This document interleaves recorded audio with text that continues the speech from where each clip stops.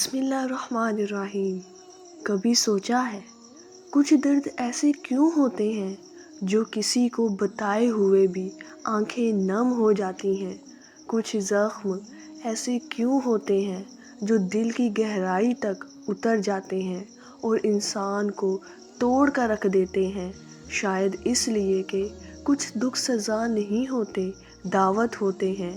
دعوت اللہ کے قریب آنے کی، دعوت جائے نماز تک پہنچنے کی، دعوت اس رب کے سامنے گرنے کی جو انسان کو اس کے ٹوٹے ہوئے لمحوں میں سب سے زیادہ چاہتا ہے۔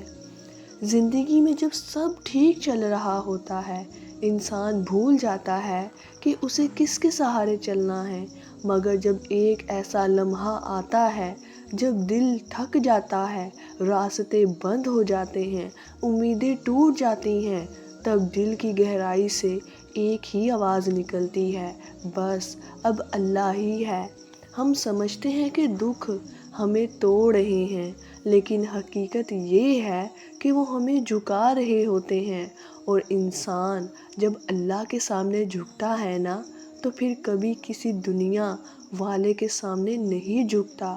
وہ سجدہ جو آنسوؤں کے ساتھ ادا ہوتا ہے، وہ دعا جو درد کے ساتھ نکلتی ہے، وہ ہاتھ جو بے بسی میں اٹھتے ہیں، ان سے زیادہ قیمتی کچھ بھی نہیں ہوتا۔